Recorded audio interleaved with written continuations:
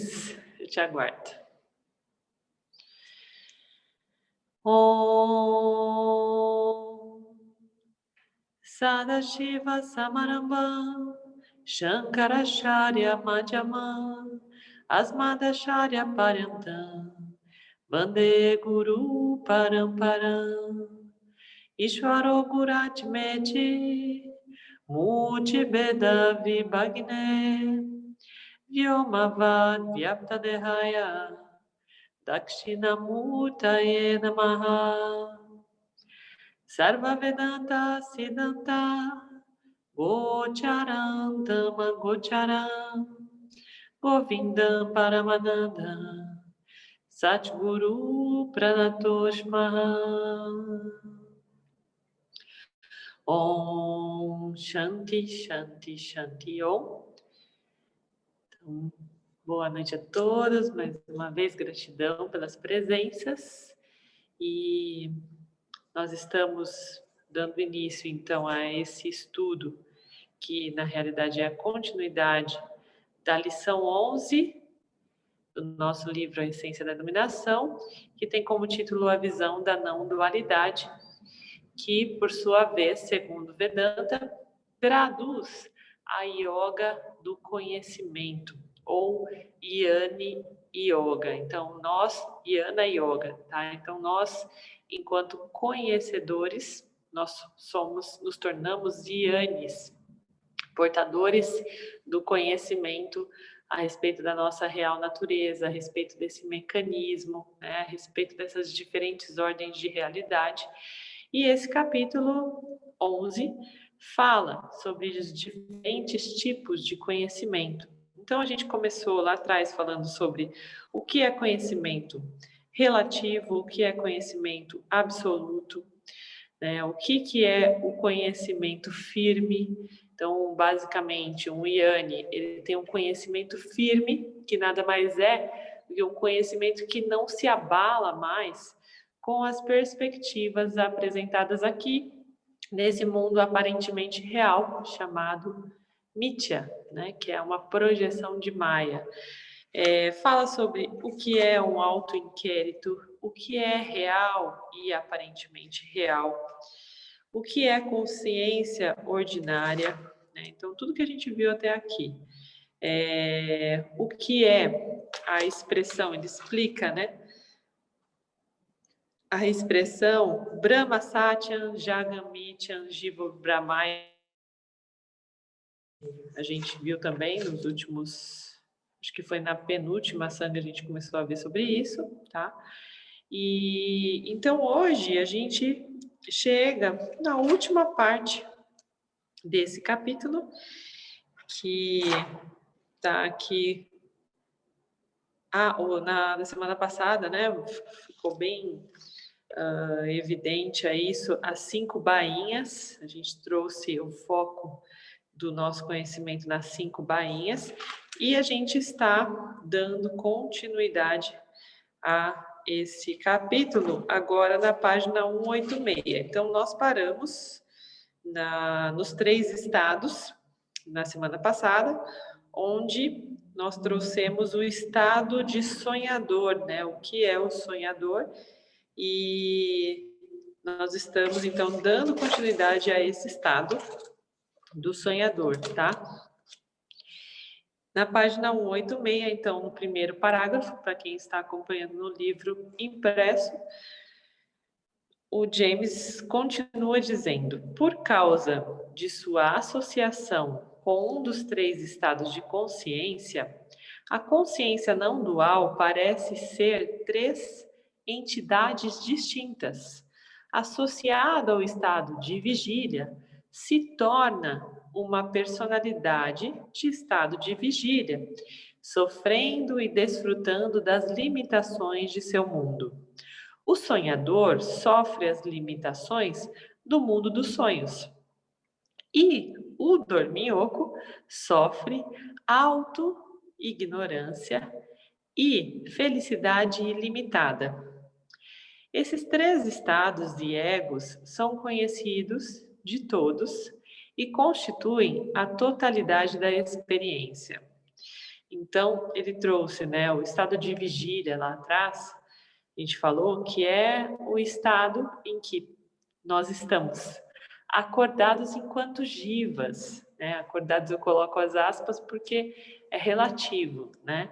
Então, enquanto givas, enquanto seres humanos, no estado de vigília, nós estamos atentos aos elementos do campo e nós nos tornamos essa personalidade, que é limitada pelos objetos de mídia, né? Já o sonhador tem ali uma profundidade de investigação, mas existem limitações no mundo dos sonhos, que a gente acredita, segundo Vedanta, que o mundo dos sonhos também reflete as nossas vasanas vinculantes, né? Então, também existem limitações ali. E o dorminhoco, que é o estado de sono profundo, ele sofre autoignorância. Por quê, gente? Porque ele está num estado inconsciente, tá? O dorminhoco está vivendo ali no corpo causal. Então, ele tem a ignorância, ele sofre da ignorância do que está sendo manifestado a respeito daquela consciência no mundo aparentemente real, ok? Então, ele não acessa, ele não tem contato com o corpo sutil e com o corpo denso. Por isso, é chamado de autoignorância esse processo, né? Ao mesmo tempo, felicidade ilimitada, porque ele não se depara com as limitações desse mundo, né, aparentemente real, ok? E então, para que essa experiência que a gente vive aqui, ela tenha totalidade, ela alcance, né, seja constituída dentro de uma totalidade, esses três estados, eles precisam acontecer, né, enquanto nós estamos vivendo aqui manifestados. E então a experiência, para ser completa, depende que nós vivamos nesses três estados, ok? Uma vez que esses estados foram estabelecidos, o inquérito começa. Se eu sou o ego desperto, que estou convencido de que sou, o que acontece comigo quando eu me tornar um dorminhoco?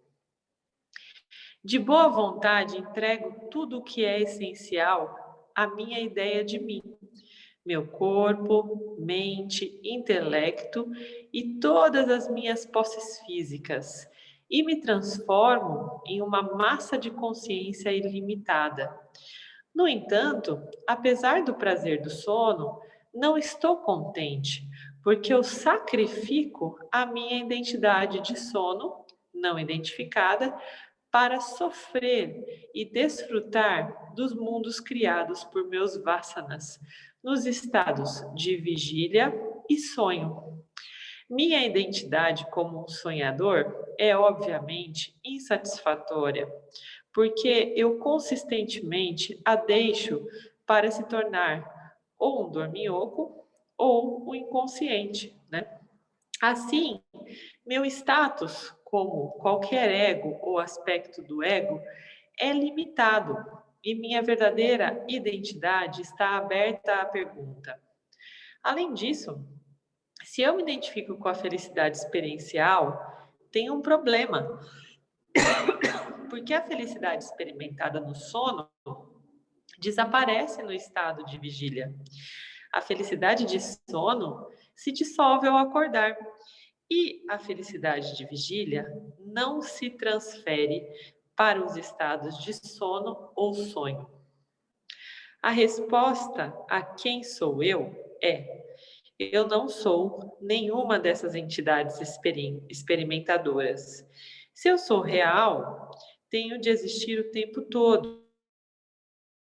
Uma coisa, um minuto, e outra coisa no próximo. Experimento a vida como um simples ser consciente. Desculpa. De fato, as três entidades do ego são consciência não dual, identificadas com o estado particular que estão experimentando. A consciência é a testemunha dos três estados. Tá? Então, não existe nenhum estado que, de fato, reflita a totalidade. Todos eles têm suas limitações e suas graças, né? Então, como é sempre um jogo de soma zero, esses estados experienciais têm os seus dois lados.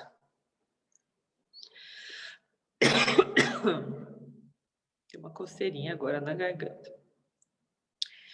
É mais fácil entender a consciência considerando o estado de sonho, porque os sentidos físicos são inativos. O sonho está jogando na tela da consciência como um filme. Mesmo que a luz física esteja ausente e os olhos estejam fechados, o ego do sonho e os eventos nos quais participa estão claramente iluminados. A luz do sonho é a consciência funcionando como um sonhador, o brilho. No entanto, a ignorância opera no sonho, como acontece no estado de vigília. Isso faz com que o eu se identifique com o ego do sonho e seus atos, impedindo a realização da luz do sonho como eu essencial. Eu vou ter que pausar um pouquinho, estou com muita tosse. Espera aí, só um pouquinho.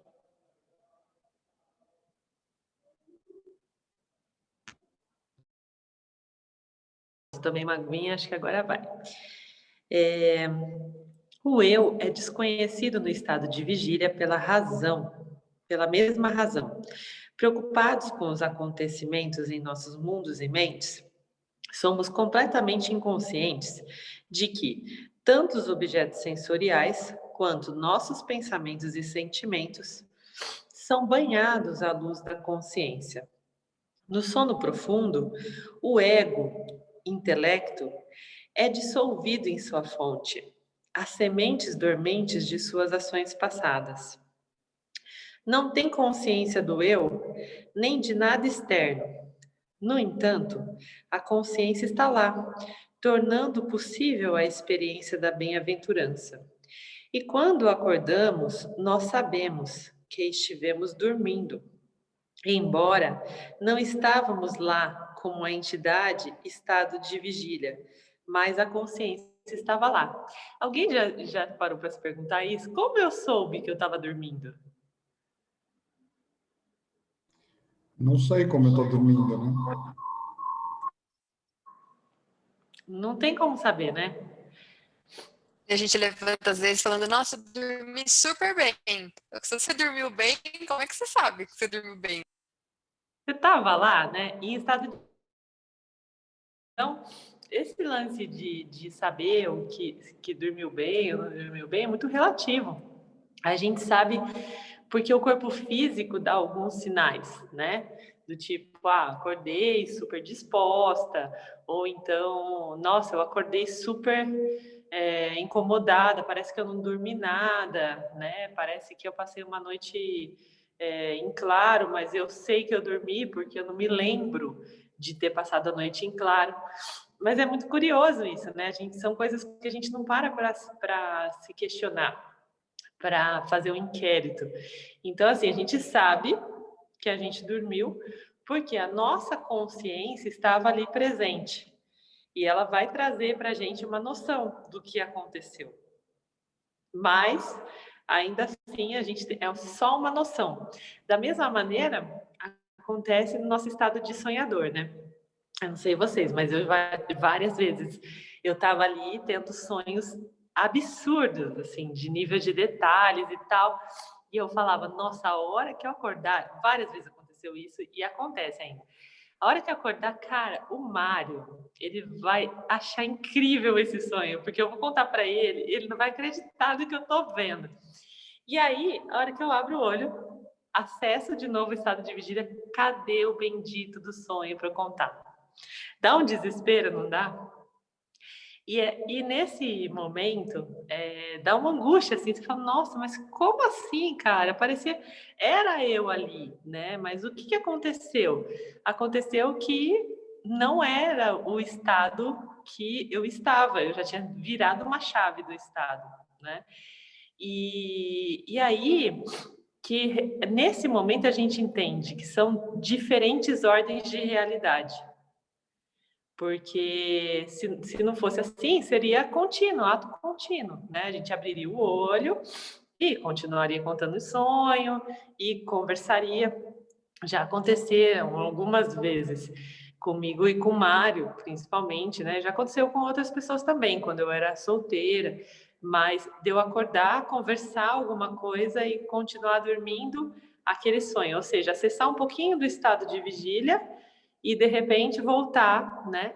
Mas nesse momento é como se você não estivesse nem lá nem cá. Aí dá para fazer um pouco de comunicação.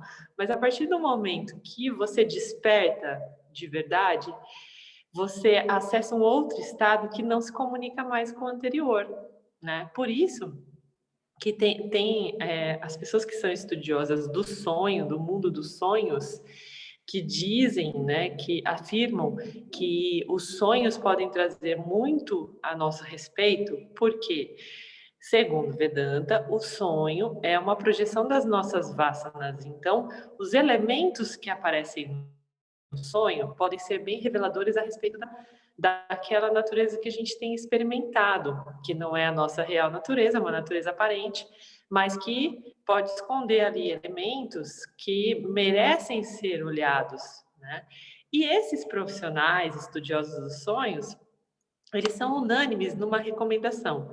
Eles diziam o seguinte: deixem ao lado da cabeceira um papelzinho e um lápis, né? Algum lugarzinho para você tomar nota do sonho, sendo isso a primeira coisa que você vai fazer a partir do momento que você abrir o olho.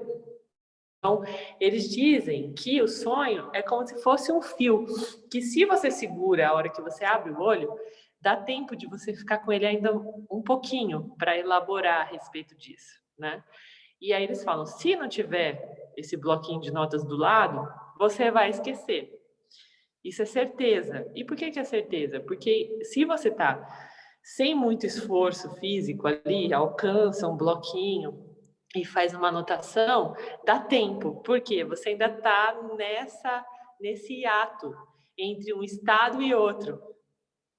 A partir do momento que você requer um esforço físico ou uma concentração para elaborar alguma atividade, você salta de um estado para outro. Aí você não alcança mais o estado anterior, né? Então, isso é super real. Já passei várias vezes por isso e eu tenho muito marcante esse estado entre um e outro. O Mário até brinca, ele fala, é incrível como você desliga. Parece que você já está dormindo, você só descansa o corpo e quando eu vejo você já está em outro planeta, né? Você tem uma facilidade muito forte de desligar. Então, eu também, da mesma maneira, religo, né? Então, ligar e desligar no caso de estado de vigília para estado de sonhador, né? De sono profundo. Então, cada pessoa tem uma característica. Tem gente que leva um pouquinho mais de tempo para fazer essa virada de chave, né? Tanto para dormir quanto para despertar. E aí essas pessoas têm um pouco mais de oportunidade de lembrar dos sonhos. Quem faz essa virada de chave mais marcante tem menos facilidade. Eu sempre tive muito pouca facilidade de acessar sonho. E aí eu lembro vagamente, às vezes, com quem eu sonhei. Daí eu às vezes até falo para a pessoa, eu sonhei com você, mas eu não lembro de nada. Mas alguma coisa aconteceu, né? Então, eu imagino que aqui tem mais gente que já passou por isso, né? Dá um joinha aí, quem já passou por uma situação desse tipo, de não lembrar. Eu tô sozinha aqui? Ai, que bom. Tem mais. Então, é comum, tá, gente? E isso a gente acaba vivendo, e é tão comum que a gente não questiona. Mas aí o Vedanta vem e traz essas características desses diferentes estados. E cada um deles tem a sua importância, e todos eles são incompletos e precisam de um e de outro, né, de todos, para que a gente viva a completude dessa experiência, né? Então a gente falou também na semana passada, se eu não me engano, ou retrasada, que o sono profundo, ele é necessário, ele é essencial para que o nosso ser viva em completude essa experiência daqui, porque existem coisas que precisam ser processadas lá no nosso corpo causal, né? Que é só nesse estado de sono profundo que acontece. Da mesma maneira, o sonho, o estado de sonho, traz para a gente as projeções das nossas vasanas vinculativas. Então, às vezes, a gente passa por alguma situação no dia e aí a gente lembra que aquela situação apareceu no nosso sonho, porque ela fez comunicação com as nossas vasanas, provavelmente. Então, tem alguma coisa ressoando ainda a respeito daquilo dentro de nós quando a gente vai dormir, aí a gente acaba sonhando, né? E às vezes lembra de alguns detalhes. Eu acho que era mais ou menos assim. Mas são raras as pessoas que têm os sonhos lúcidos. Os sonhos lúcidos aparecem com muita clareza para a gente nos estados alterados de consciência, né? A ayahuasca mesmo é um processo que é chamado também de sonho lúcido, porque é quando a mente entra num estado de onda teta, que é a onda do sonho, mas nós estamos em estado de vigília, né? E aí a gente consegue claramente ficar nesse hiato, né? Então, de uma maneira muito mais evidente, muito mais perceptiva do que quando a gente está com o corpo sonolento, né? Mas é por isso que a ayahuasca traz, né, essa percepção das nossas vasanas. Tem várias pessoas que falam, nossa, eu nunca imaginava que eu tivesse certos hábitos nocivos e tal, e a ayahuasca veio e me mostrou, mas ela mostra muitas vezes como em forma de sonho lúcido, né? Agora, sem o processo de expansão de consciência, a gente acaba acessando mesmo no estado de sono. E aí, nem sempre a gente lembra, né? Com detalhes, tá?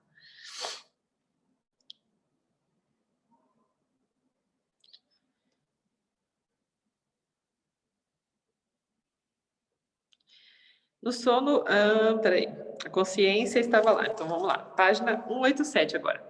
Os três egos são chamados adjuntos limitadores, que são os upadis, tá? Então, esses três estados são chamados de upadis dentro da linguagem do Vedanta.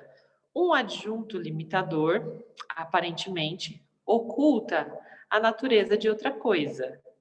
Se eu colocar água limpa em um copo colorido, a água, vista através do vidro, aparece colorida. Da mesma forma, quando me olho através das minhas personalidades de vigília, sono e sonho, parecem ser três entidades distintas. No entanto, quando eu remover o adjunto, eu posso ver o que eu realmente sou. A remoção ou negação das três entidades experienciantes é realizada simplesmente por saber que elas são irreais. Na esteira dessa compreensão, sou livre para assumir minha verdadeira identidade como consciência, porque é a única opção. A consciência não pode ser negada ou ignorada. Então, quando a gente pensa em algumas situações que a gente passa, né? Então, durante o sono, um sonho que se torna um pesadelo. O que é um pesadelo, gente? É um sonho que é projetado de uma maneira que alcança e trabalha as nossas aversões, né? Porque o pesadelo existe para nós. Tem gente que sonha com uma aranha e fica feliz da vida porque viu uma aranha no sonho. Acorda e vai pesquisar sobre o que é aranha no mundo xamânico e tal. Tem gente que acorda desesperado porque tem medo de aranha e fala que teve um pesadelo, né? Então, a mesma aranha, ela pode produzir um sonho para alguém e um pesadelo para outro alguém. Tudo depende do nosso conjunto de vasanas e dos nossos apegos e aversões. Tá? Então, esse é um ponto que é legal a gente trazer. Então, quando a gente tem um pesadelo, né? Então a gente toca ali, alcança ali uma aversão da nossa parte, a gente acorda aborrecido, assustado, né? Angustiado. E um dos exercícios é a gente falar, não, geralmente a gente fala isso para criança, né? Imagina, foi só um sonho, pode dormir, você só teve um pesadelo, né? O que a gente está dizendo ali? Você não é isso, ou isso não é real, tá? Então a gente tem esse hábito de trazer para a consciência essa afirmação. Você não é isso não é real, fica tranquilo e tal. Só que a gente faz isso só para um estado de sonho, né? Mas o estado de vigília é a mesma coisa. Ele traz um monte de elementos para a gente que não são reais, que não são parte de nós.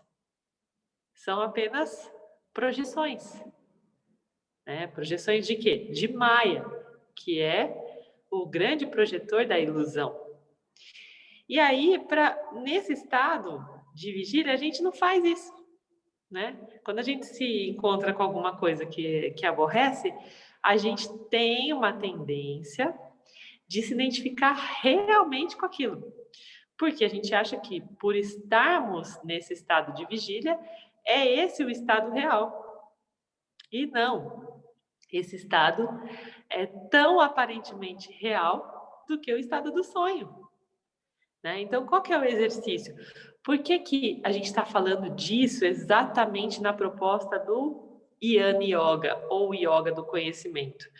Porque o Jnana é aquele investigador capaz de negar a experiência nesses 3 estados, inclusive no estado de vigília, que é o mais desafiador, porque traz para a gente a impressão mais clara de que é real.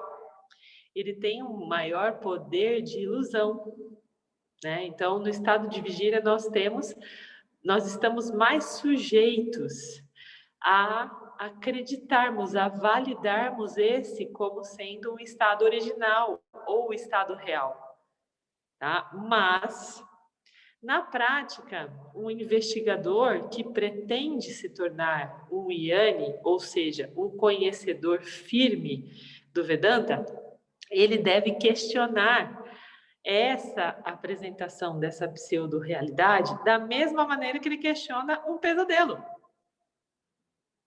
Sabe? Então, a gente tem um pesadelo, acorda... Ai, meu Deus do céu, foi só um pesadelo. É a mesma coisa que deve acontecer no estado de vigília.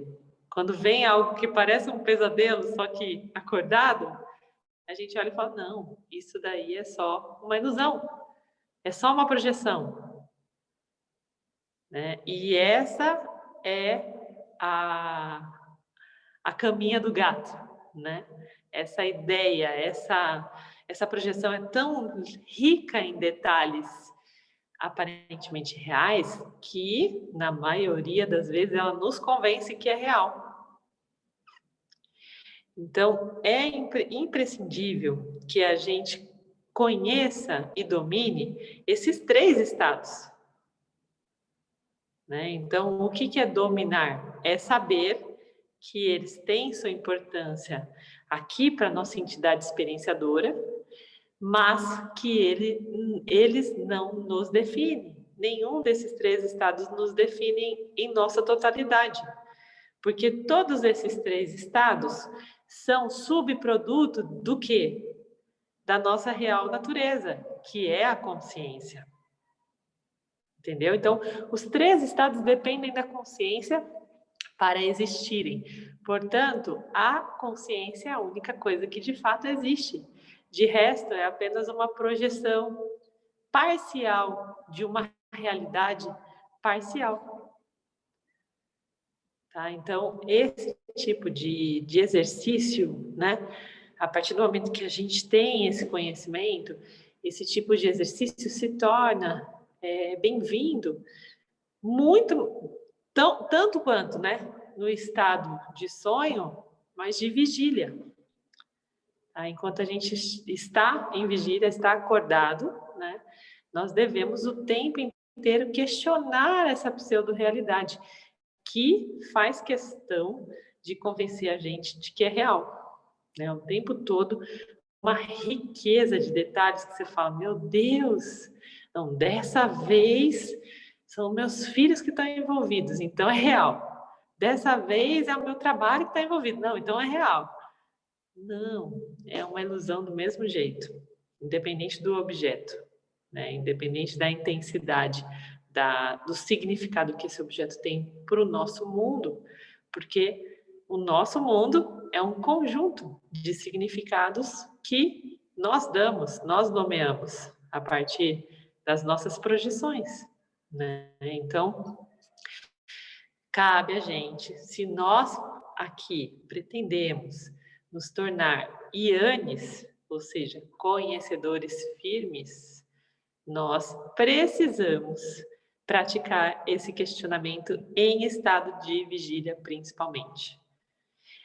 E eu não sei vocês, mas eu já tive situações que eu estava tendo um sonho e começaram a acontecer coisas absurdas, e mesmo no estado de sonho eu comecei a questionar. Eu falei, não, isso daqui só pode ser um sonho. Já aconteceu com vocês? Tipo, não, está muito fora da realidade, só pode ser um sonho, né? Então, o convite é que vocês façam isso quando as coisas pareçam absurdas no estado de vigília. Sabe? Alguma coisa assim começa a soar tão absurdo e fala, não, isso aqui é uma ilusão, é só maia, é tão ilusão quanto aquele sonho absurdo. E porque entende? E fica muito mais leve quando a gente consegue trazer esse tom, né? Essa leveza, essa fluidez e esse questionamento em tempo real.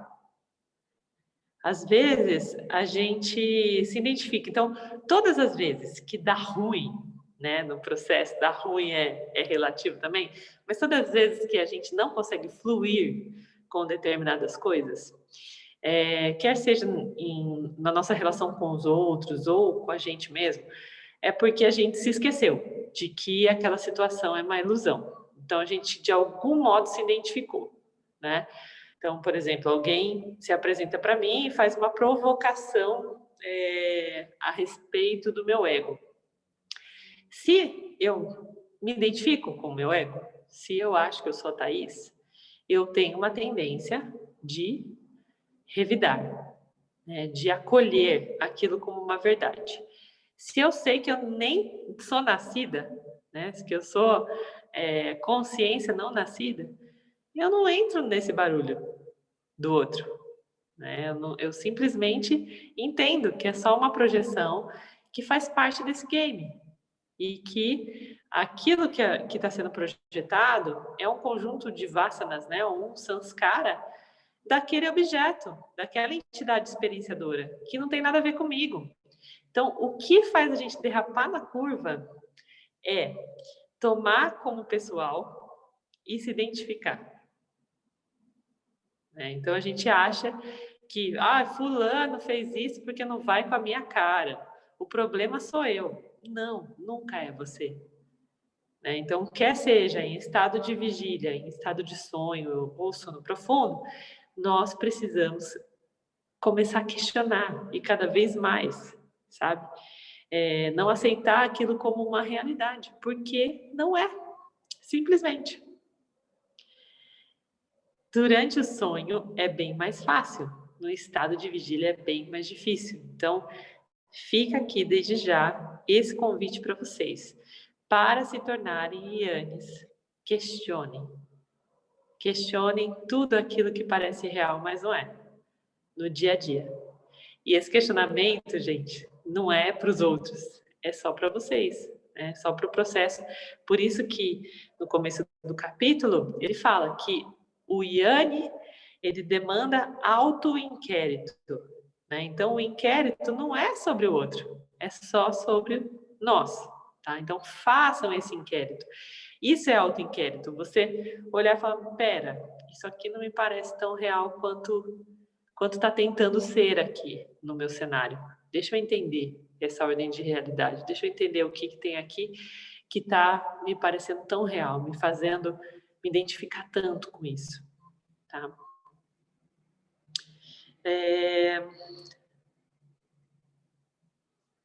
Ao longo do tempo, a entidade de estado de vigília se torna dividida em muitas subidentidades, adjuntas dentro de um adjunto, de modo que é possível ser confrontado com uma confusa matriz de eus, nenhum dos quais é real. Lembre-se, real significa duradouro, imutável e ilimitado. Então, o que são essas subidentidades do estado de vigília? São os papéis que a gente vai acumulando ao longo do tempo, né? Então, enquanto a gente está acordado, a gente é filho, a gente é mãe, a gente é esposa, a gente é aluna, a gente é professora, a gente é empregado, a gente é chefe, né? A gente é uma série de coisas. E essa série de coisas faz com que a gente reforce essa identificação desse ser aparentemente real, né, que está em estado de vigília. Mas nada é real, porque o real significa duradouro, imutável e ilimitado.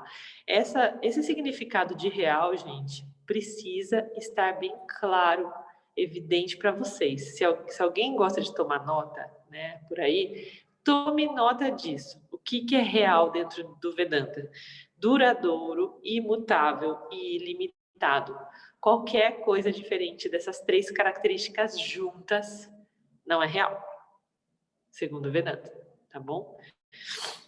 Porque algo é experimentado, não o torna real. O azul do céu ou uma miragem em um deserto, por exemplo. Com referência a meu filho, eu sou um pai. Com referência a meu pai, um filho. Com referência a minha esposa, eu sou um marido. Para o meu chefe, eu sou um empregado. Eu sou devoto com referência a Deus e um contribuinte com referência ao governo. Com referência a mim mesmo, eu sou um sucesso, um fracasso, uma vítima, vitimista, fã de esportes ou qualquer uma das milhares de identidades disponíveis hoje. Os muitos papéis, muitas vezes conflitantes, que desempenhamos como egos de vigília, são limitados entre si. Além disso, ainda existem outros egos, com outros eus, desempenhando papéis semelhantes ou diferentes. E há ainda nossas ideias sobre o significado desses eus. Apanhado nesse mato de identidades, é de admirar que eu sofra. No final, a vida espiritual, não importa qual caminho, deve sempre se resumir a descobrir quem eu sou para além de todos os meus papéis e experiências. É só isso, né, gente? Dá para encerrar a investigação aqui, se a gente souber quem a gente é, além de todos os papéis e experiências. Parece muito simples. E lendo assim, né? É algo extremamente simples de se entender. Porém, olhando para o cenário que a gente se encontra, constantemente nós estamos tropeçando nesses eus, milhares de eus que fazem parte de nós e que não refletem nossa natureza real. Então, todo o conflito, toda a busca, toda a incompletude mora aí mesmo, nesse conjunto de eus que ficam o tempo inteiro rondando a nossa real natureza e extraviando energia, né? E trazendo a extroversão da nossa mente para esses objetos, porque todos esses eus nada mais são do que objetos do nosso cenário. Então, olha que doido. A personagem, né, o ego da Thaís profissional, nada mais é do que um objeto. O ego da Thaís, mãe, é outro objeto. O ego esposa, o ego amiga, o ego de cunho espiritual, tudo isso são objetos que precisam ser conhecidos e que cada um tem sua armadilha. Porque uma vez que eu me identifico com qualquer um deles, eu me torno imediatamente incompleta. Porque todo o resto, todos os outros fragmentos que fazem parte do meu eu ilimitado, deixam de existir, se eu me identifico com uma coisa só. E é isso que acontece ao longo da nossa vida. Então, por exemplo, enquanto eu sou adolescente, eu me identifico com aquela adolescência, com aquela efervescência hormonal. Aí, ai meu Deus do céu, a vida é pesada, porque eu não sei o que eu vou fazer, eu não sei o que eu quero estudar. Aí depois a gente se torna, sei lá, comprometido com alguém. Nossa, relacionamento é difícil e que desafio. Aí depois a gente se compromete com o nosso lado profissional. E está sempre faltando. Está sempre incompleto. À medida que a gente vai se identificando com cada um desses papéis, vai ficando mais incompleto, mais angustiante, né? Então, é óbvio, porque a gente não é nada disso. A gente só está se distraindo a respeito da nossa real natureza, certo? Alguém quer falar alguma coisa sobre isso, gente? É isso. Oi. Você simplificou tudo. Simplesmente é só entender o que é duradouro, imutável e ilimitado. Pronto. É surreal. É surreal. É surreal. Para onde a gente olha, é ressignificar o que é duradouro, imutável e ilimitado. Porque quando a gente para investigar, para tudo que a gente olha, ele é duradouro, imutável e ilimitado. Então, a gente aprende a referência dessas três palavras sem perceber a profundidade do que de fato isso significa. Né? Então, acho que tudo é bem que você falou, é um conceito simples, mas trazer isso para dentro dessa realidade efetiva da palavra, né, o significado da palavra, desmonta tudo, né? É o grande desafio. É um grande desafio. Então, tomando um exemplo, né, que você me trouxe agora enquanto eu estava falando, sobre duradouro. A gente tem muito a expectativa do duradouro nas relações, né? Eu vejo várias pessoas falando umas para as outras, ai, eu desejo que a nossa amizade dure para sempre, que o nosso amor seja eterno enquanto dure, né? E a gente acha que alguma coisa é duradoura, mas, gente,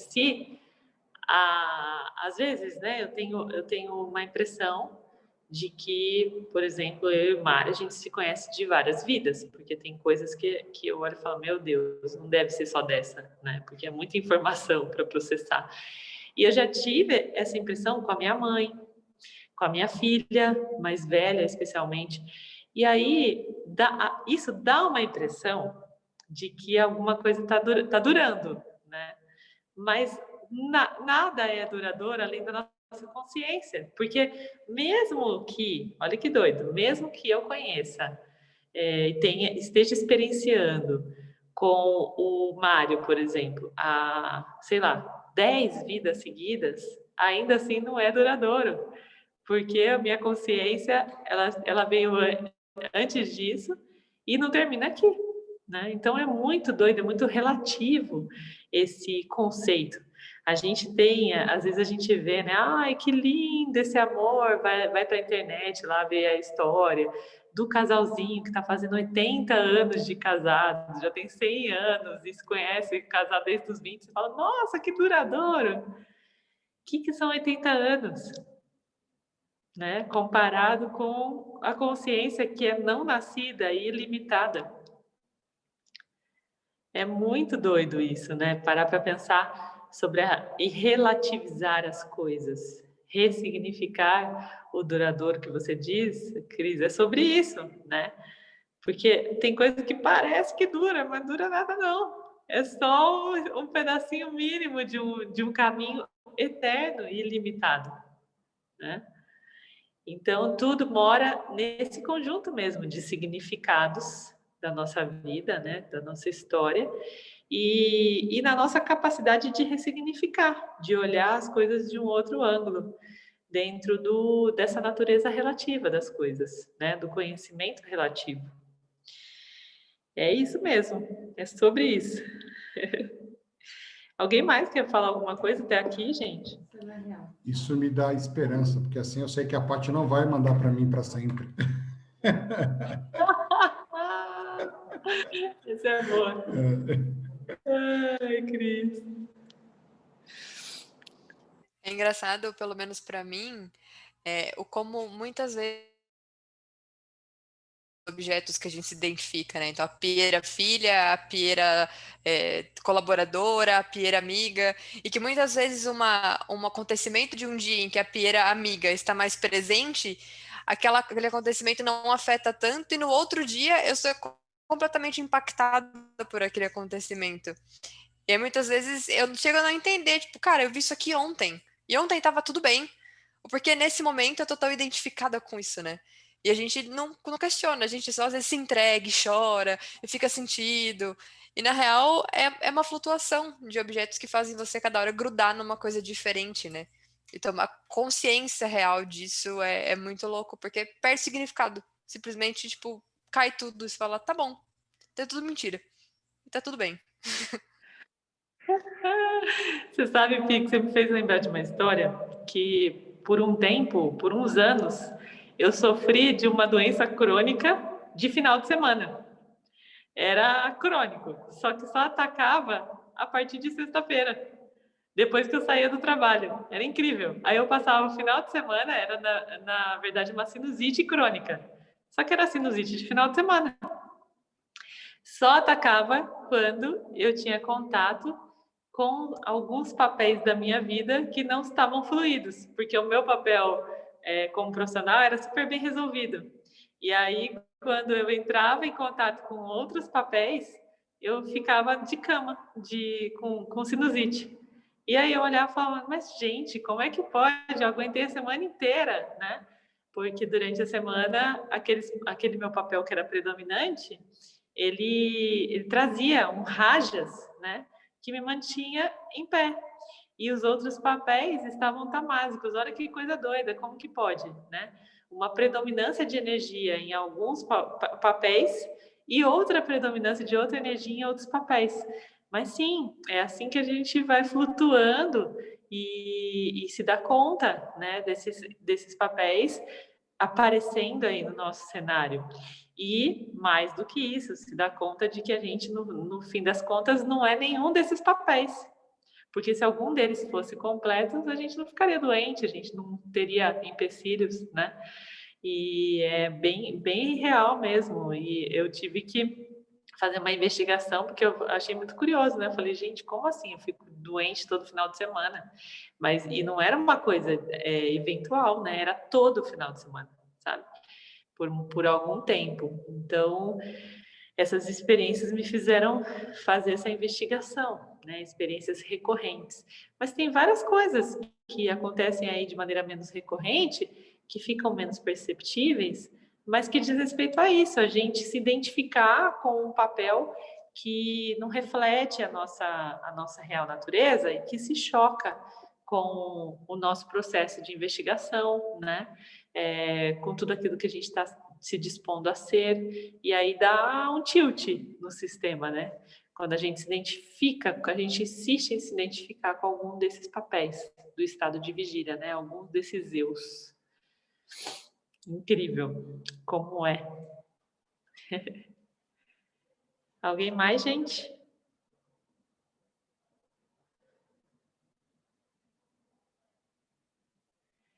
Bom, então, continuando aqui, página 187, o pensamento oposto. Um vassana de ligação é aquele que resiste a verdade. Quando ouço dizer que sou consciente, todo o meu sistema de pensamento não concorda. É um pouco como ser duas pessoas. Uma pessoa diz: eu sou limitada, inadequada e incompleta. E o outro diz: sou consciência ilimitada. Eu sou capaz de lidar com qualquer coisa que a vida tem para oferecer. Longe de ser incompleto, sou plenitude em si. Se eu sei que eu sou consciência porque minha mente continua a ignorar, como eu estou iluminado? Ignorância e conhecimento não podem existir simultaneamente. Então, a ignorância tem que dar lugar ao conhecimento. Se eu souber que é ignorância, não me identificarei com ela e ela não terá poder para criar sofrimento. A ignorância por si não é o problema. Se eu exponho minha mente ao Vedanta de uma maneira dedicada, aprenderei a diferença entre ignorância e conhecimento, tornando improvável que eu me identifique com a ignorância. Então, a ignorância, o nome dela em sânscrito é avidya, tá, gente? Então, a gente basicamente precisa, nesse processo, transformar a vidya em vidya, ou seja, ignorância em conhecimento, tá? Vidya é conhecimento, a vidya é ignorância. A ignorância tem várias formas. Por exemplo, a ideia de que eu sou único ou especial é a ignorância, porque você é apenas os 5 elementos: mente, intelecto, ego, tendências e consciência, como todos os outros. A crença de que alguém além de mim pode me fazer feliz é ignorância, porque não há mais ninguém. A noção de que algo está certo ou errado com o mundo é ignorância, porque o mundo é apenas em sua mente. Se é real, onde está sua mente e o mundo em sono profundo? Porque o mundo não o incomoda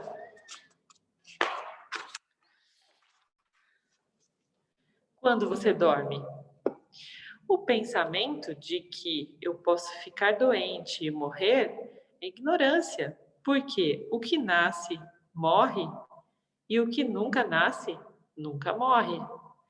Desde que sou consciência, nunca nasci.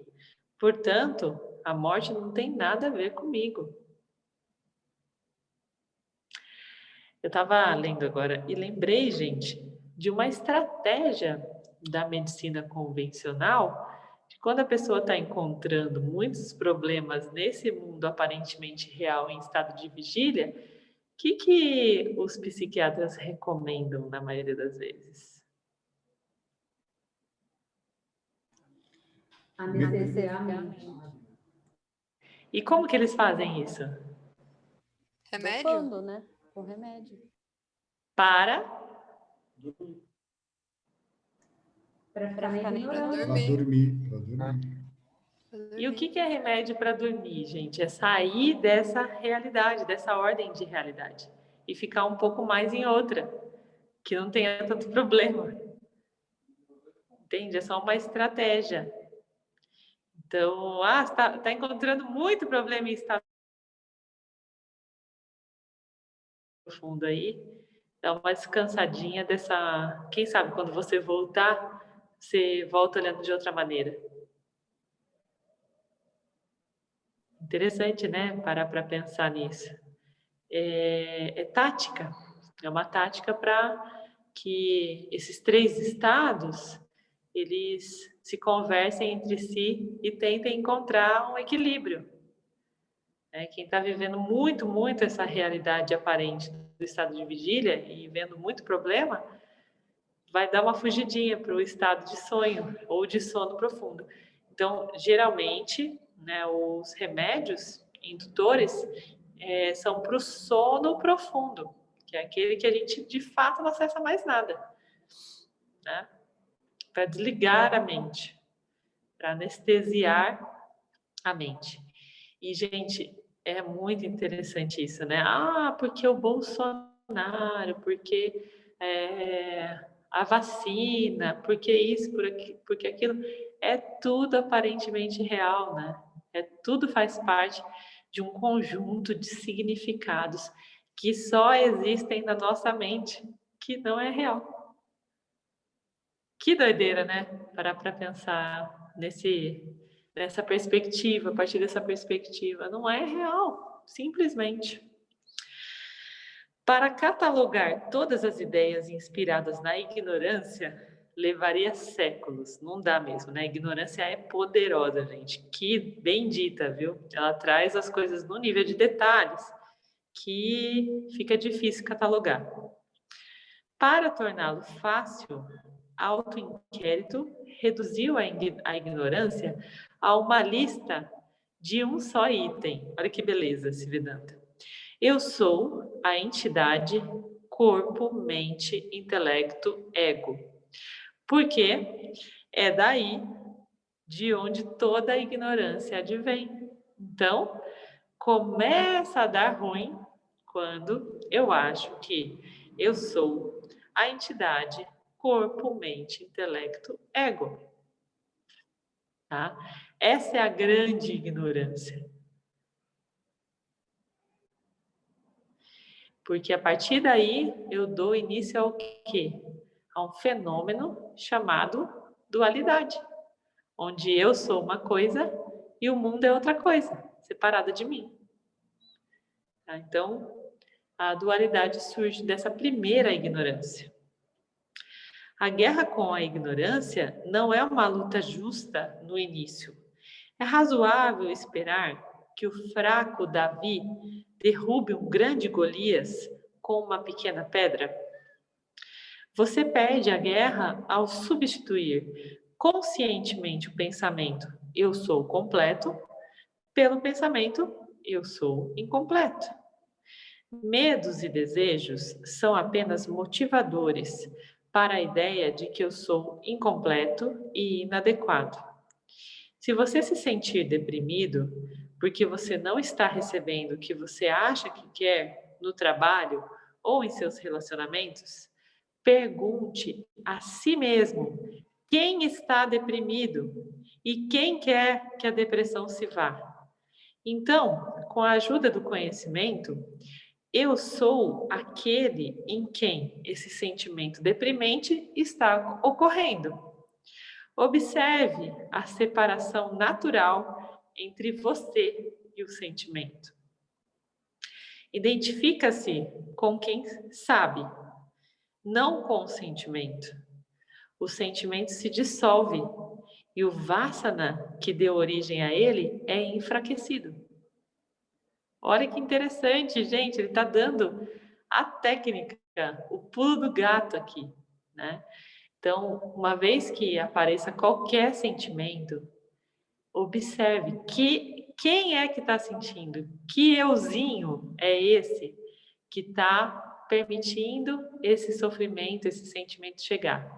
Esse euzinho, ele não é você.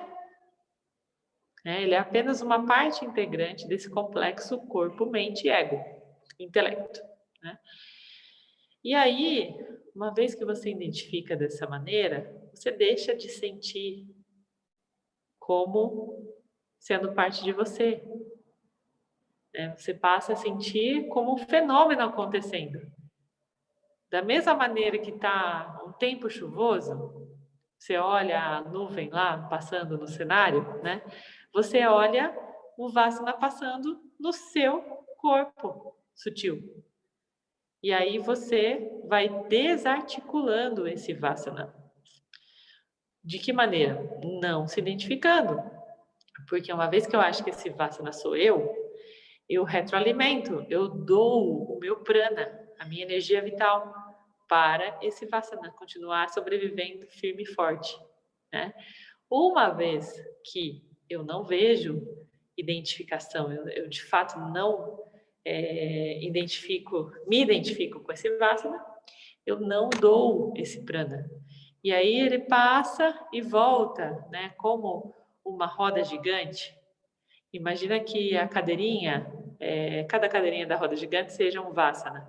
Então, quando esse Vasana atinge o pico lá em cima, é quando ele, de fato, encosta no meu corpo sutil, porque ele está lá embaixo, né? Então, quando ele está lá embaixo, ele está no corpo causal. Aí ele vem subindo, subindo, subindo, encosta no corpo sutil. Se eu me identifico com ele, eu vou dar o quê? Combustível para essa cadeirinha continuar nessa roda viva, né? Se eu não me identifico, passa lá a cadeirinha, ele imerso no corpo causal, tá?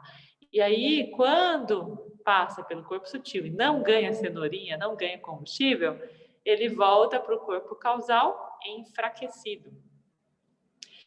Aí, de novo, ele vai tentar esse processo de retroalimentação. Ele vai fazer um esforço e vai emergir de novo do corpo causal, ou seja, da ignorância, da inconsciência, para corpo sutil, corpo consciente, tá? Não aconteceu de novo? Não ganhou cenourinha de novo? Não foi retroalimentado? De novo ele vai tentar. Até que chega uma hora que ele não tem mais força para subir. E quando não tem mais força para subir, esse fenômeno é chamado de recolhimento ao corpo causal. Ou seja, aquele Vasana foi recolhido. Ele não tem mais força para sair dali. Então, ele é anulado no corpo sutil. Ou seja, o corpo sutil não se dá mais conta de que ele existe, portanto, ele não existe mais. Ok? Então, oi. Então, aquela questão de sem apego e sem aversão, né? Na verdade, ele é a consequência do entendimento deste processo de identificação, né? Separando quem eu sou.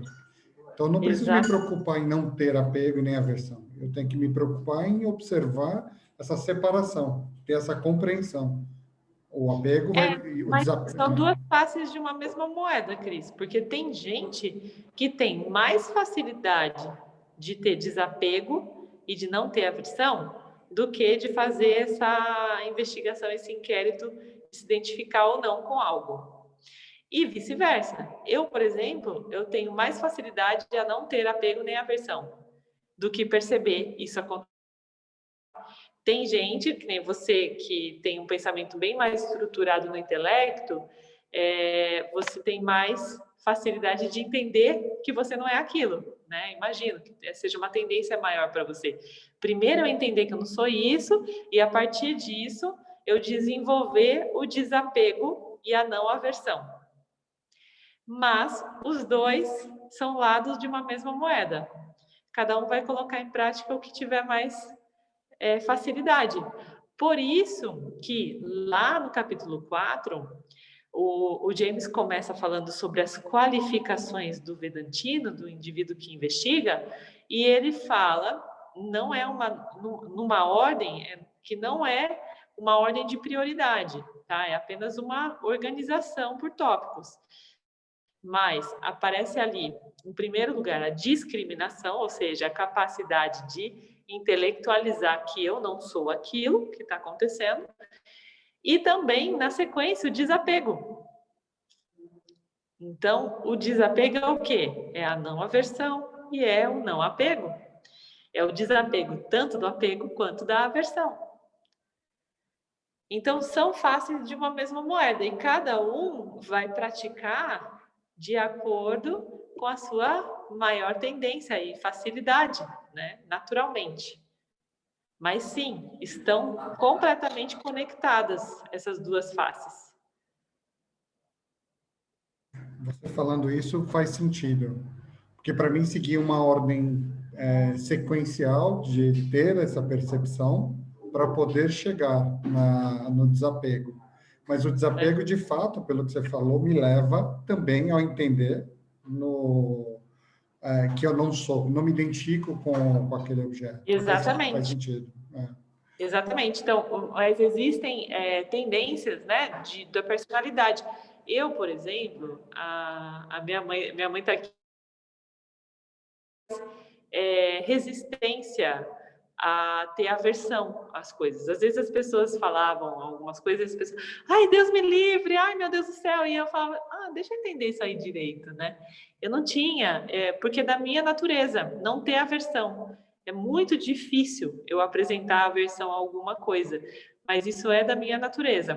Quem tem muita aversão, provavelmente vai encontrar um caminho mais fluido na discriminação do que no desapego, né? Então, eu tenho mais facilidade do desapego, e esse desapego acaba me trazendo mais tranquilidade em discriminar, né? Porque o apego ou a aversão coloca a gente num estado emocional e tira a gente, é como um sequestro da nossa capacidade discriminativa, né? Então, quando a gente fala, nossa, eu estou sequestrada emocionalmente, o que quer dizer? Que eu estou identificada com aquela determinada emoção, que é um produto de uma experiência que eu estou vivendo de aversão ou de apego, e esse sequestro está me impedindo de usar o intelecto para discriminar, né? Então, eu sou uma pessoa naturalmente mais resistente a esses sequestros emocionais.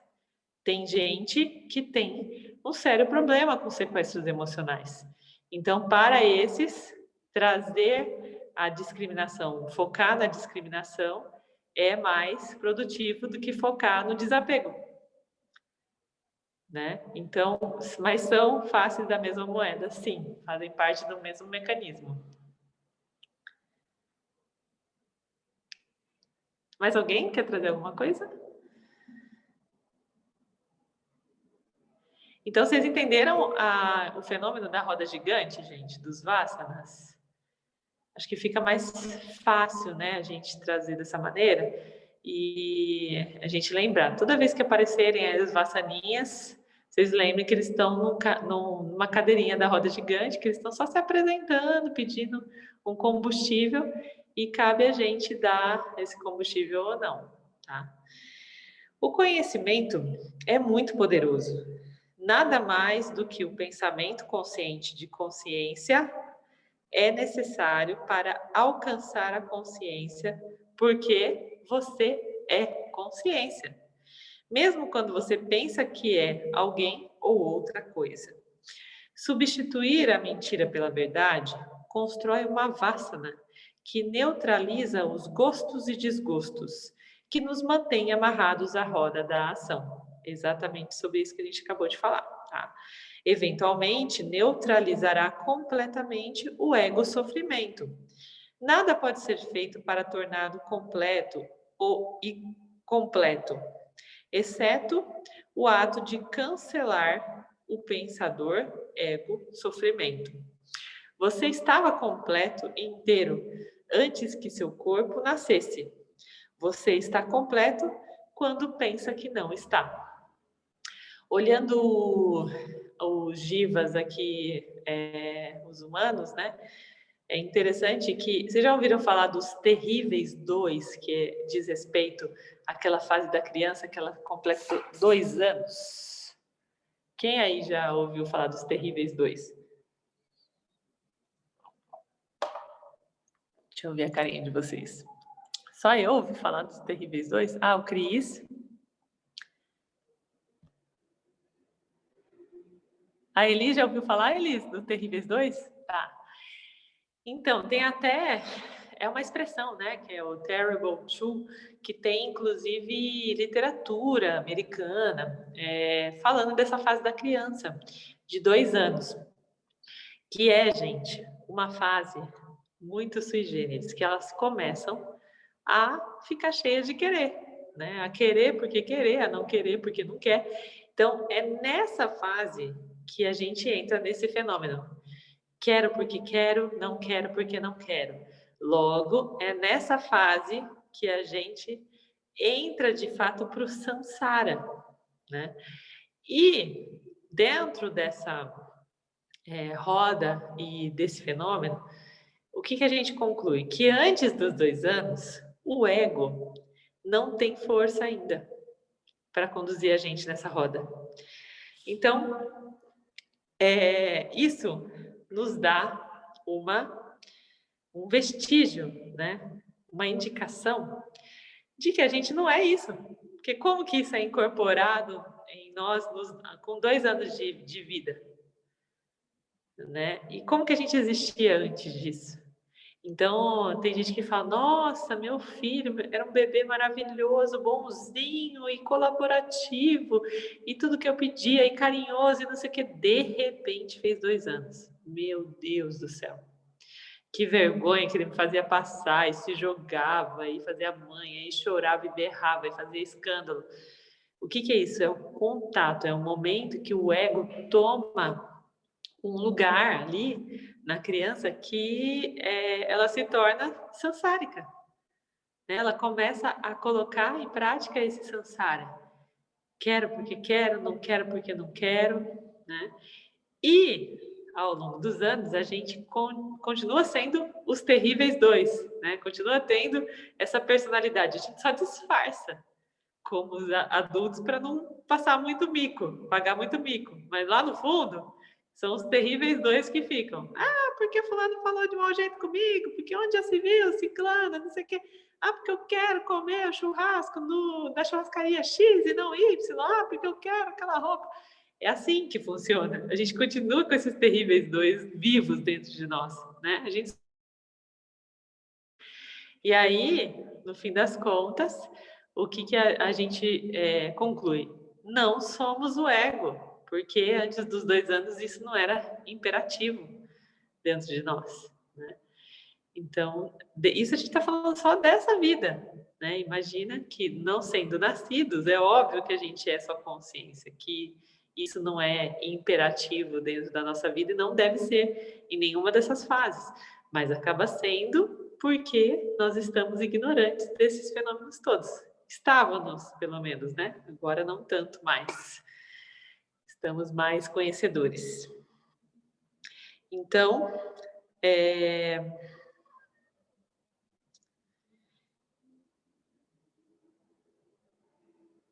a voz da ignorância é como uma entidade interior. Parece real e consciente. Vai encontrar muitas razões para sabotar sua prática. Ela vai dizer que você não pode afirmar a verdade porque não a sente quando o faz. Vai dizer que é desonesto dizer que você está livre, além do fato de que a verdade não se sente como qualquer coisa que sentimos, exceto quando, na ausência do sofrimento, ela se faz presente. Em outras palavras, é precisamente quando você não se sente bem que você precisa trazer o conhecimento de volta à sua mente sobre quem você é. Quem você é não é uma experiência boa de sensação, mas praticar o conhecimento o fará sentir-se bem. Aqui é bem interessante, porque exatamente nesse fenômeno, né, da desconstrução, a desconstrução ela acontece, na verdade, quando a gente está desconfortável. Porque a gente começa a desconfiar da realidade daquilo, da veracidade daquilo. Né? Então, se é verdadeiro, por que eu estou sofrendo? Por que está me incomodando tanto? Então, essa é a beleza, né, da não dualidade. Quando a gente olha uma coisa que é desconfortável, aquilo, na verdade, é uma sentinela, é um alerta para que a gente inicie uma investigação sobre a real natureza das coisas. Então, é necessário que a gente se sinta desconfortável para fazer essa investigação.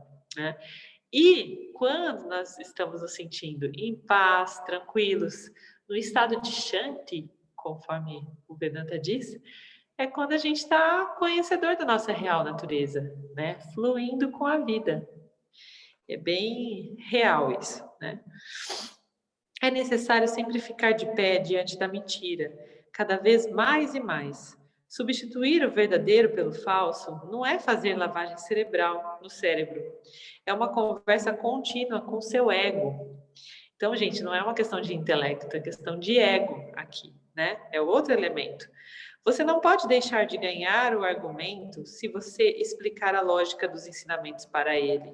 Embora haja resistência, em algum lugar secreto dentro de si mesmo, o ego sabe que sai ganhando com a aceitação do conhecimento. Você pacientemente vence essa batalha. A autoindagação só funciona para pessoas maduras, que desejam liberdade fortemente, que criaram um estilo de vida que lhes permite monitorar a mente de momento a momento e que sabem a diferença entre conhecimento e ignorância. Não funciona para pessoas extrovertidas, com desejo fraco ou médio de libertação. Neutralizar a ignorância não significa que as ações, em geral, devem deixar de serem feitas. Não, a vida continua normalmente. Apenas a verdadeira fonte da ação agora é conhecida. A verdadeira fonte de ação não é o fazedor, é uma teia complexa de forças impessoais iluminadas pela consciência, que animam a mente do corpo como uma bateria que anima um brinquedo. Se a atenção não é devidamente introvertida e o estilo de vida é muito ativo, isso poderá não funcionar, pois exige autoobservação constante. Nesse caso, a mente pode ser purificada com a atitude de karma yoga, até que ela se torne preparada para a aplicação direta do autoconhecimento. Aqueles que tomam a iluminação como sendo um estado de pensamento livre, desconsideram essa prática. Dizem que a presença de qualquer pensamento, incluindo o pensamento eu sou consciência, mostra que o objetivo não foi atingido. Ou seja, se eu tenho que ficar lembrando eu sou consciência, porque eu ainda não sei que eu sou consciência, né, gente? Além do fato de que a iluminação não é um estado de consciência que pode ser alcançado. Nenhum pensamento, incluindo o pensamento eu sou uma pessoa sofredora, ignorante, limitada, está no caminho do eu, porque o eu está presente antes, durante e depois de cada pensamento. Claro, ele vive além do intelecto, da mente, né? É uma ordem diferente de realidade a que até então estávamos habituados. Se você pisar na sombra de uma pessoa, a pessoa não está ferida. Muitos descobrem o eu precisamente quando estão completamente identificados com o ego sofredor. A identificação com a ideia de que o eu sofre ou goza é tudo o que está bloqueando o caminho da iluminação. Então, o sofrimento e o gozo é o quê? Apego e aversão, né? O conhecimento apenas ataca a ignorância que traz a identificação. Então, gente, aqui ele fala, tudo bem, se você não quiser atingir esse estado de conhecimento firme, por enquanto, se você não se sente preparado, você pode continuar no caminho do Karma Yoga, né? Então, praticando o Karma Yoga, que é uma investigação da sua ação diante desse mundo dos objetos, que é um mundo aparentemente real. Você sabendo andar por aqui já é uma boa coisa, né? Porém, isso ainda não vai te libertar. Vai te libertar o conhecimento firme. Então, é um processo, tá? Nós podemos dizer aqui que, em diferentes proporções, todos nós que chegamos até esse lugar aqui do capítulo 11, somos já karma yogis, ou seja, nós já estamos mais conscientes das nossas ações. Nós não estamos mais simplesmente reagindo às realidades como um samsari, né? Porém, aqui ele vem convidar a gente a dar um passo adiante, né? A se entregar e integrar esse conhecimento firme, o conhecimento do Jnana, tá? Do Jnana Yoga. E para terminar, nesse capítulo, lindamente, os 3 gunas. No último capítulo, discutimos como os 3 gunas afetam a assimilação da experiência, sua relação com a experiência espiritual e como o conhecimento deles pode ser um poderoso purificador. Mas esse ensinamento tem outra finalidade, discriminar diretamente o eu da experiência. Se você realmente está interessado apenas na libertação, você não está interessado em ganhar uma experiência particular ou o efeito da experiência sobre o experimentador. Como sabemos, a consciência é livre de experiências e também sabemos que a experiência aparece sob a forma das 3 energias, tá? Então, 3 gunas, 3 energias.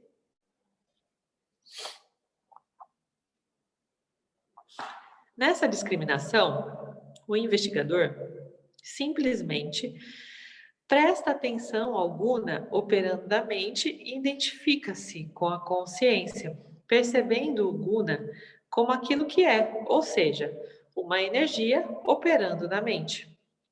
Eu, consciência, apenas observo esse desdobrar da experiência, sem me identificar, enquanto consciência, com ela.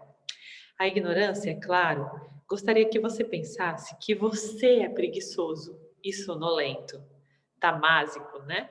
Ocupado, apaixonado e agitado, rajásico. Ou claro, imóvel e feliz, satívico. Mas você sabe que, por melhor que você use o autoconhecimento para separar a entidade experienciadora, a ignorância ainda vai insistir que é você. É a única pegadinha, gente. A ignorância vai insistir que aquele é você. E aí, você se volta de novo para a autoinvestigação e conclui, como sempre, que o guna em jogo não pode ser você, porque é conhecido por você. Como que algo sou eu se eu estou conhecendo, né? Se eu estou identificando, então está fora de mim, então não sou eu. Como todas as outras discriminações, esta é simplesmente uma maneira de distinguir o meu eu dos objetos. Nesse caso, os gunas aparecendo em mim. Então, qual que é a novidade aqui? É que, inclusive, os gunas são objetos. Tá? Então, inclusive o estado tamásico, inclusive a preguiça, inclusive a sonolência, inclusive a raiva, inclusive a paixão, são objetos que não são eu. Só estão aparecendo aqui para mim, para que a minha investigação se torne mais completa e mais completa, eu acho, né? Não complexa, porque eu acho que isso é um ponto de vista, né? A questão da complexidade. Mas completa, para eu entender esse mecanismo todo, na sua totalidade. Né? Então, até mesmo os gunas são objetos, que não sou eu. Alguém tem dúvidas sobre essa parte, gente? Alguém tem dúvida sobre alguma parte também que queira colocar aqui pra gente?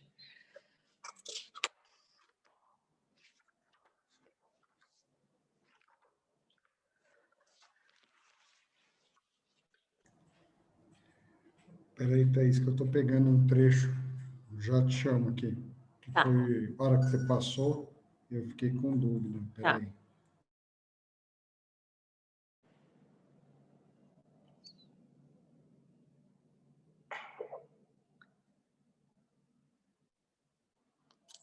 Tem mais alguém por aqui, gente, que queira trazer alguma coisa? Tá. Para onde que a Vassana vai quando ela perde a força? Ela é recolhida pelo corpo causal de novo? Recolhida ao corpo causal. Então, toda vez que você ouvir essa expressão, se recolhe ao corpo causal, significa que ela perdeu força e que ela não consegue mais emergir dali. Uhum. Tá bom. Thaís, Oi? uma pessoa que perde a consciência aqui, tá? Ela tem uma enfermidade, ela perde a consciência.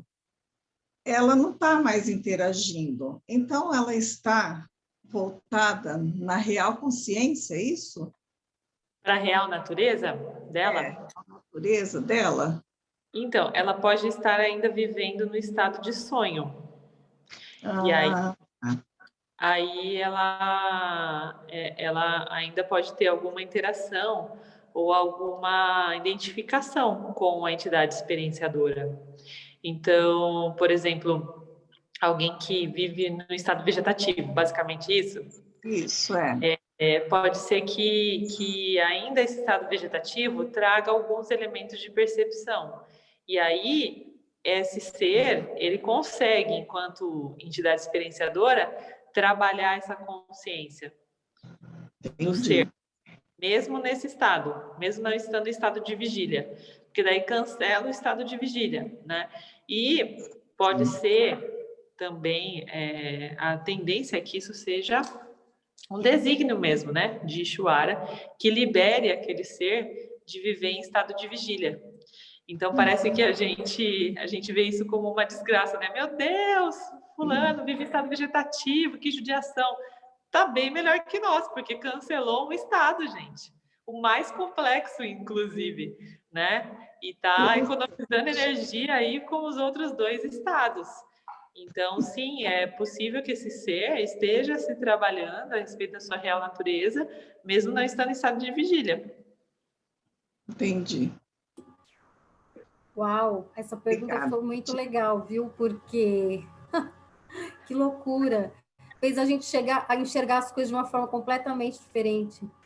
Pois é, a gente acha que o estado de vigília é o estado onde as coisas são reais, né? A gente está, na verdade, o que a gente está tentando se livrar desse hábito, desse condicionamento que foi feito na nossa mente, que fez com que até aqui a gente valorizasse mais o estado de vigília comparado com os outros, né? Sim. Em detrimento dos outros. E não, a gente entende que o estado de vigília é o estado mais pobre, assim, que é menos repleto da nossa totalidade, né? Porque ele tem mais pegadinhas, ele vem com mais carga de ilusão. Sim. É o estado mais ilusório, né? Ele é mais cheio de rasteira, né? Cheio de rasteira.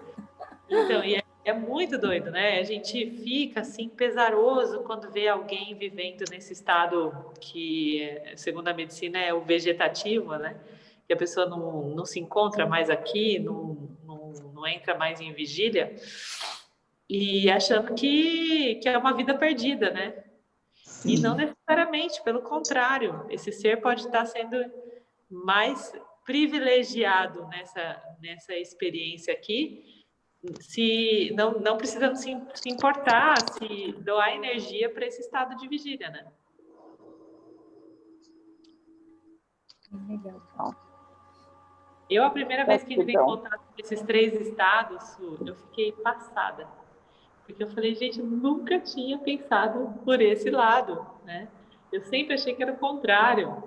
Então, é natural mesmo que a gente fale, uau, para esse capítulo. Sim. Eu estou chocada com esse capítulo. Chocada. Ele é o mesmo. E essa questão do sonho também, né? Assim, eu tinha pesquisado sobre o sonho há pouco tempo atrás, comecei a estudar. E falam das capacidades do sonho que você, por exemplo, aprende igual como se você tivesse acordado. Então, para mim, fez todo sentido você falar que é igual, que é uma igual no sentido de vivência, né? Sim. Você está num estado diferente, mas ainda em experiência, né?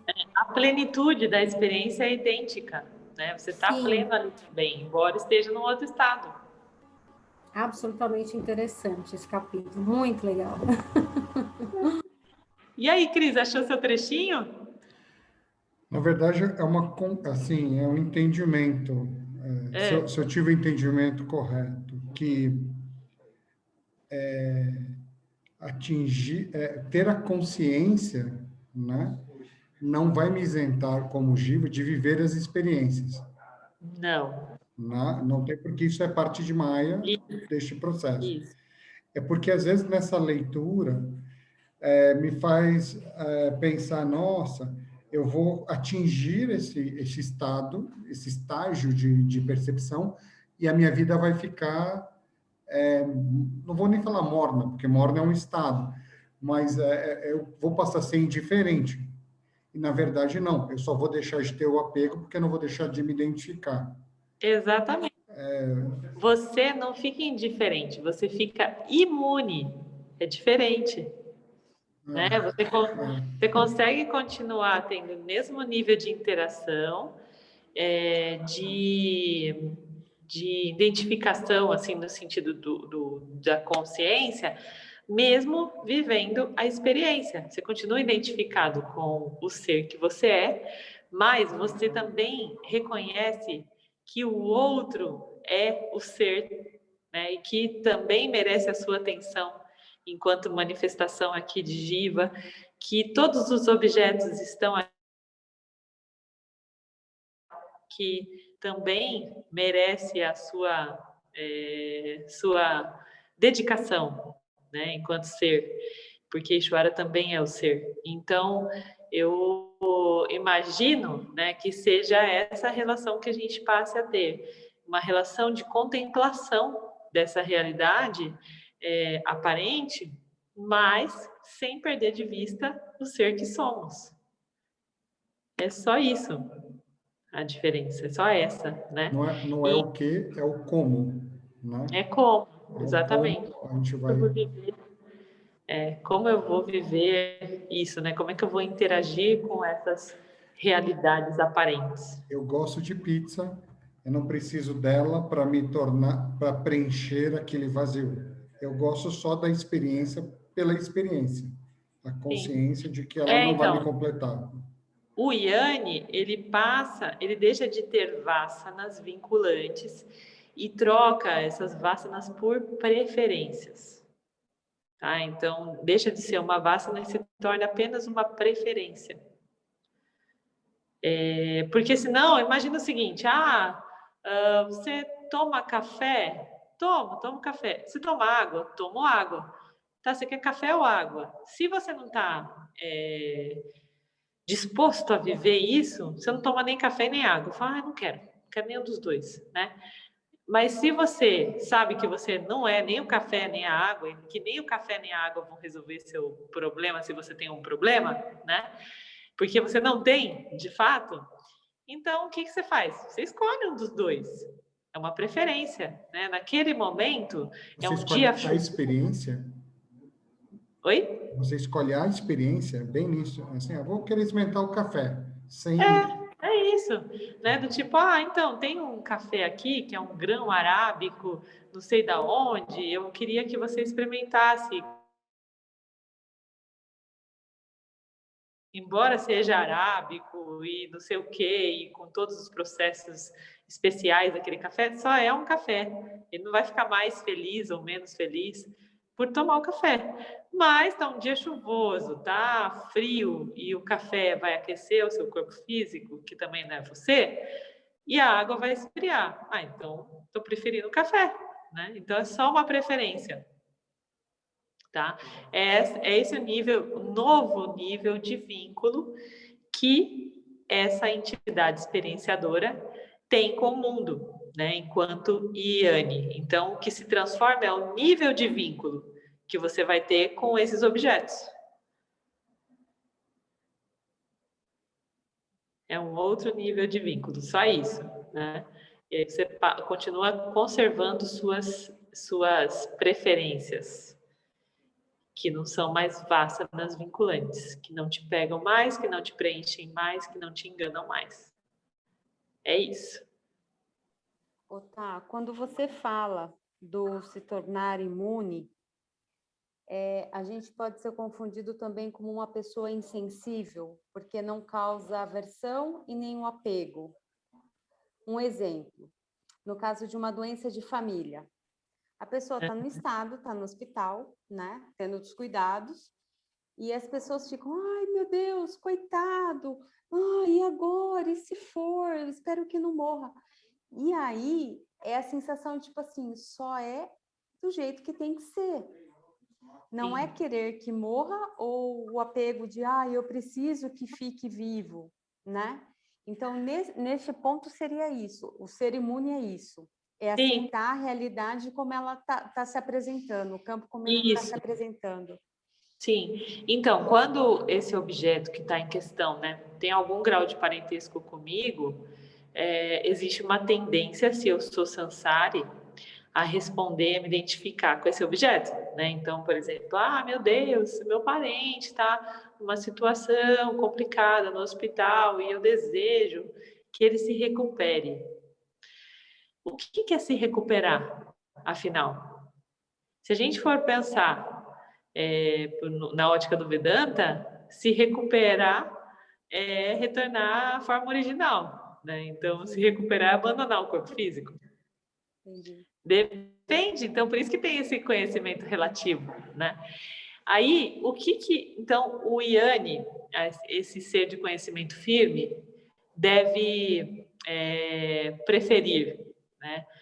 Ele deve preferir que, de acordo com a vontade de Ishvara, que está manifestado aqui, tudo aquilo que está acontecendo seja assimilado e entendido, integrado nessa experiência, para que traga a certeza de que a gente não é isso, de que a gente não é nada disso. E que tá tudo certo se vier em forma de sofrimento ou se vier em forma de alegria, porque o Yanni, ele não tem mais preferência pelo apego ou pela aversão. Ele não tem mais manifestações de apego ou de aversão. Então, um dos exemplos, uma vez que ficou muito claro para mim, sobre quem é o Yanni é aquele que, passando por um processo desconfortável, não deseja mais nem que aquele processo cesse, ou seja, acabe, nem que aquele processo nunca mais se repita. Ele deseja que aquele processo dure o tempo que tiver que durar e que ele se repita pelas vezes que precisar ser repetido. Entende? Então, por exemplo, poxa, a pessoa está doente. Quantos dias mais ela vai precisar ficar doente? O tempo que ela precisar. Está tudo certo, é o processo. Nossa, agora que ela ficou doente, eu nunca mais quero que ela passe por isso. Vai passar, se precisar passar. E ninguém está no controle sobre isso. Nunca, né? Nunca. Então, é esse tipo de manifestação. Agora, isso pode parecer insensível para quem gosta de uma sofrência? Pode sim. É uma das mazelas, né, desse caminho, dessa busca. Só que, ao mesmo tempo, pode ser libertador, pode ser fortalecedor, né? A pessoa olhar e falar, nossa, tá todo mundo desesperado aqui e a Paty tá olhando com outro olhar. Geralmente, se causa essa reação contrária, essa aversão, é porque tem alguma coisa que está incomodando aquela pessoa, olhando para o que você está refletindo. Né? Alguma coisa que não está dando match ali, não está combinando com o conjunto de ideias que ela está praticando ali naquele momento. Né? Então, faz parte. E, enquanto o Yanni, né, a gente precisa fazer o quê? Aceitar de bom grado, até a rejeição dessa pessoa, até a revolta dessa pessoa, porque é mais um objeto no nosso campo. Fazendo com que a gente fortaleça esse conhecimento, firme. Paty, tem uma coisa que, assim, não é a palavra insensível, mas o Yanni deve ser desapaixonado. Então, tem uma diferença entre o insensível e o desapaixonado. O que casa o apego à aversão é a paixão. Então, quando a gente consegue olhar o ouro ou o barro com o mesmo nível de apego e de aversão, sem se apaixonar nem no ouro, nem no barro, sem ter aversão com ouro, com barro, a gente conseguiu atingir a mente Yanni. Então, é diferente do insensível para o desapaixonado. A gente tem que olhar com a mesma mente equânime para o elogio ou para a crítica. Então, não é com insensibilidade do que fala, é com desapaixonamento. E essa despaixão, né? Ela é diferente e ela não tem nada a ver com frieza, porque a gente olha o ouro e o barro e o vaso, né, que são da mesma natureza, com contemplação. Contemplação ao que está manifesto, contemplação a Ishvara. Fala, nossa, é tudo Ishvara. Olha que beleza, né, essa manifestação aqui no mundo dos objetos.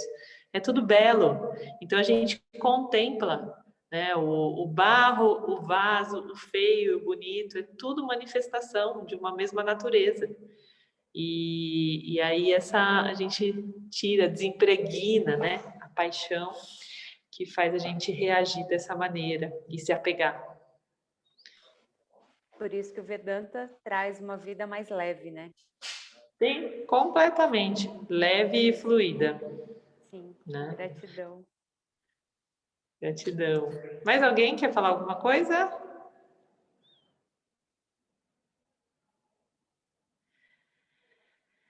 Assim sendo, nós concluímos o quase interminável capítulo 11, cheio de detalhes, né, gente? Tão precioso esse capítulo. E então a gente vai continuar falando, né, do conhecimento aqui na lição 12, no capítulo 12, que se chama O Valor dos Valores, a partir da próxima quarta. Por hora, eu fico muito feliz por a gente ter percorrido esse caminho até aqui e eu desejo que esse capítulo 11 fique muito internalizado, né, em cada um de nós, cada um com a sua intensidade da sua busca. Também lembrando que o contrário é possível e é razoável. Tem gente que, ao chegar até aqui, vai considerar que é ok continuar como um karma yogi, que está tudo certo, né? Não adentrar nessa investigação e nessa busca pelo Jnana Yoga, pela yoga do conhecimento. Então, tudo é válido, tá? Essa esteira, ela funciona numa velocidade ímpar para cada caminhante. Então, todos nós, enquanto caminhantes, podemos entender que velocidade que a gente quer, né? Essa investigação e essa imersão nesse ser que somos, nessa descoberta desse ser real, né? Então, vamos continuar aí na semana que vem com o capítulo 12 e eu encerro nesse instante, lembrando que somos plenos e completos. Om Purnamada Purnamidam Purnamudachyate Purnasya Purnamadaya Purnameva Vashishyate. Om Shanti Shanti Shanti. Gratidão a todos pela companhia e até a próxima. Beijo para vocês, ótima noite.